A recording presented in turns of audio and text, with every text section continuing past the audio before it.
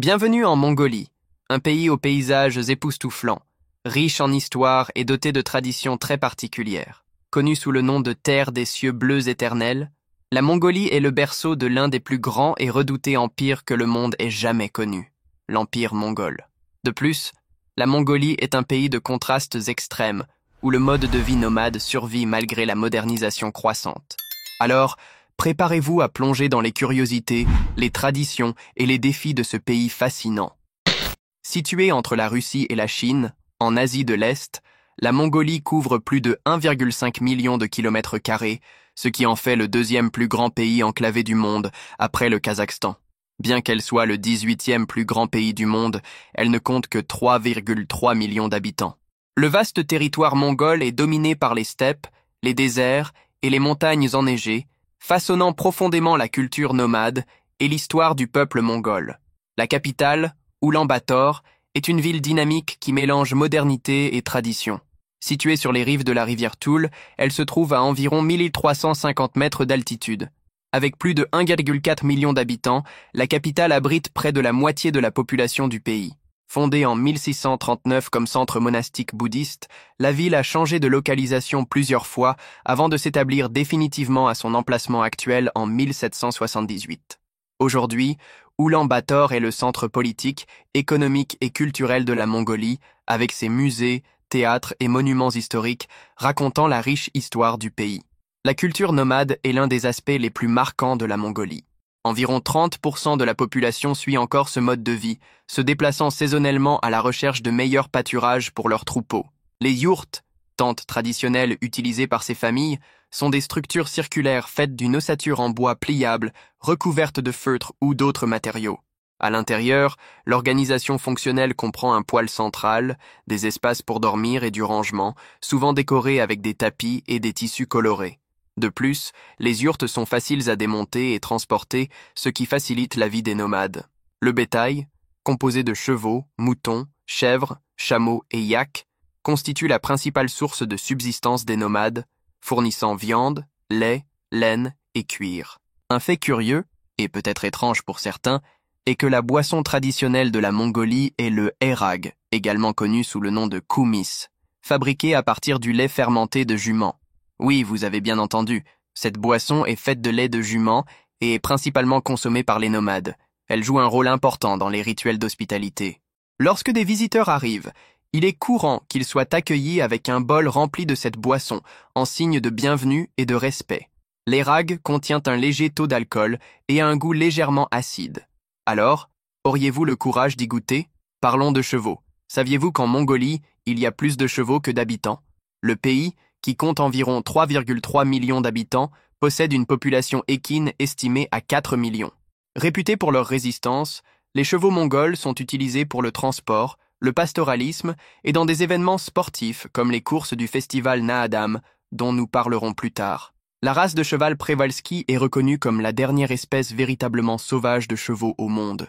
Ils sont plus petits que ceux que nous avons l'habitude de voir, atteignant au maximum 1,40 mètres de hauteur. Ces chevaux sont extrêmement robustes et capables de survivre aux conditions extrêmes des plaines mongoles.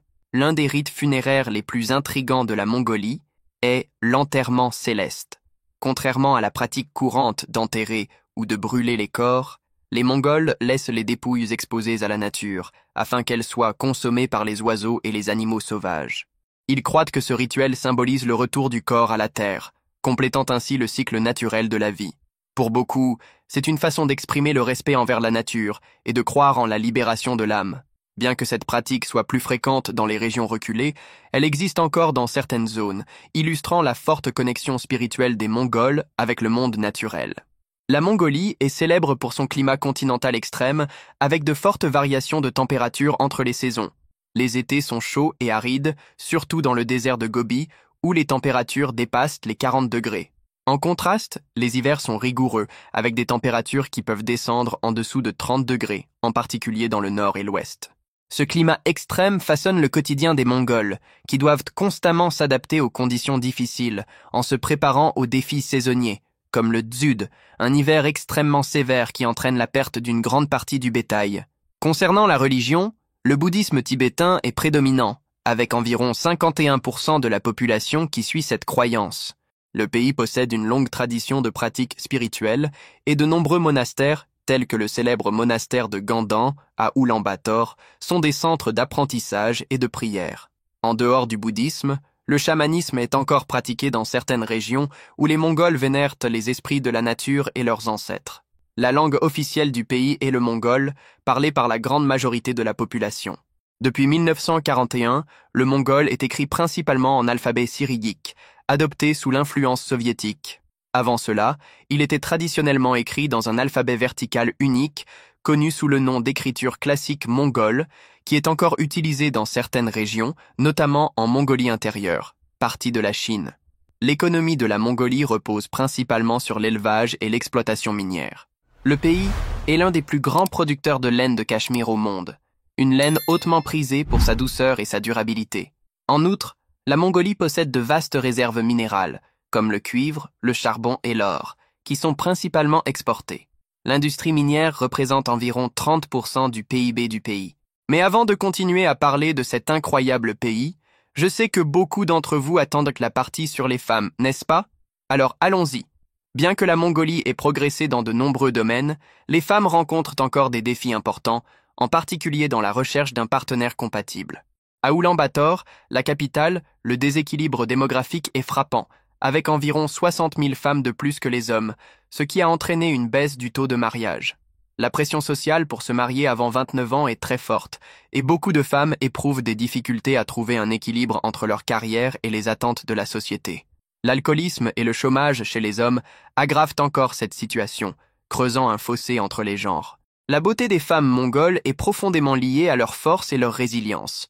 Elles sont admirées pour leur capacité à s'occuper du bétail, gérer leur foyer et préserver les anciennes traditions du pays. Elles ont souvent des traits délicats, avec des visages arrondis, des yeux en amande et une peau claire, souvent protégées du climat rigoureux de la steppe par des pratiques traditionnelles de soins de la peau. Une ancienne tradition nomade de Mongolie, qui peut sembler étrange à d'autres cultures, était la coutume d'offrir les femmes aux visiteurs. Cette pratique, qui n'existe pratiquement plus aujourd'hui, faisait partie d'un code complexe d'hospitalité et de respect parmi les nomades mongols. Aucune mention de la Mongolie ne serait complète sans parler de Gengis Khan, le plus célèbre chef du pays et fondateur du redoutable empire mongol. Il a unifié les tribus mongoles et créé le plus grand empire terrestre de l'histoire, s'étendant de l'Asie centrale jusqu'à l'Europe. Connu pour ses stratégies militaires et son leadership exceptionnel, Gengis Khan a également promu la tolérance religieuse et encouragé le commerce le long de la route de la soie. Jusqu'à aujourd'hui, il est vénéré comme le père de la Mongolie, avec des monuments et statues en son honneur, y compris une impressionnante statue équestre de 40 mètres de haut, située aux alentours d'Oulan-Bator. La Mongolie est célèbre pour ses immenses paysages vierges, qui vont des dunes de sable du désert de Gobi aux montagnes de l'Altaï, à l'ouest. Le désert de Gobi, l'un des plus grands du monde, occupe une grande partie du sud du pays. En plus d'être connu pour ses paysages arides et hostiles, le Gobi est l'un des principaux sites mondiaux de découverte de fossiles de dinosaures, attirant des paléontologues et des touristes du monde entier. Parmi les trésors naturels du pays se trouve le lac Kövsgöl, surnommé la perle bleue de Mongolie. Ce lac d'eau douce, le deuxième plus grand d'Asie en volume, attire des visiteurs qui souhaitent explorer ses eaux cristallines et ses montagnes environnantes. De plus, le parc national de Terelj, situé près d'Oulan-Bator, offre des paysages spectaculaires, avec des formations rocheuses impressionnantes et des sentiers parfaits pour la randonnée et l'équitation. Le festival le plus important de Mongolie est appelé Naadam, et il a lieu chaque année en juillet. Connu sous le nom des 3 Jeux des hommes, ce festival célèbre 3 sports traditionnels mongols, la lutte, la course de chevaux et le tir à l'arc. La lutte mongole, appelée Bök, est une compétition sans limite de temps, où les lutteurs tentent de faire tomber leurs adversaires. Les courses de chevaux se déroulent sur de longues distances, avec des cavaliers, souvent des enfants, qui démontrent leurs compétences exceptionnelles. Quant au tir à l'arc, c'est une compétition de précision, où hommes et femmes mettent à l'épreuve leur habileté à atteindre des cibles à distance. Le Naadam remonte à l'époque de Gengis Khan, étant une célébration de l'esprit guerrier et de la culture nomade mongole. Aujourd'hui, le festival est un symbole de fierté nationale, attirant tant les locaux que les touristes, qui viennent assister aux compétitions. Ces événements sont accompagnés de costumes traditionnels, de musique, de danse et d'autres festivités célébrant le riche patrimoine mongol.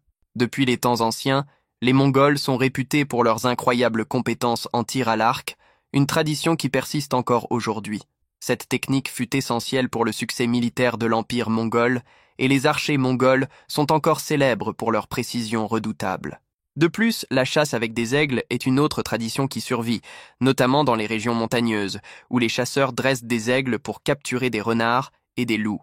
La cuisine mongole est simple, mais riche en nutriments, reflétant le mode de vie nomade. Les plats traditionnels sont basés sur la viande et les produits laitiers, notamment le buz, un ravioli de viande cuit à la vapeur, et le korkog, un ragoût de mouton préparé avec des pierres chaudes. Le lait de jument fermenté, appelé erag, est consommé dans tout le pays. Pendant les hivers rigoureux, les Mongols boivent un thé salé au lait, appelé sutei tsai, qui sert à réchauffer et revigorer. Le régime alimentaire mongol est riche en calories, un élément essentiel pour survivre aux conditions climatiques extrêmes. En résumé, la Mongolie est une terre de contrastes saisissants, où la modernité coexiste avec le mode de vie nomade ancestral. Ses immenses paysages, son histoire riche et sa culture unique font de ce pays l'une des destinations les plus fascinantes au monde. Si vous êtes arrivé jusqu'à la fin de cette vidéo, laissez un like et abonnez-vous à la chaîne. Cela m'encourage à continuer à vous apporter plus de contenu. À la prochaine vidéo.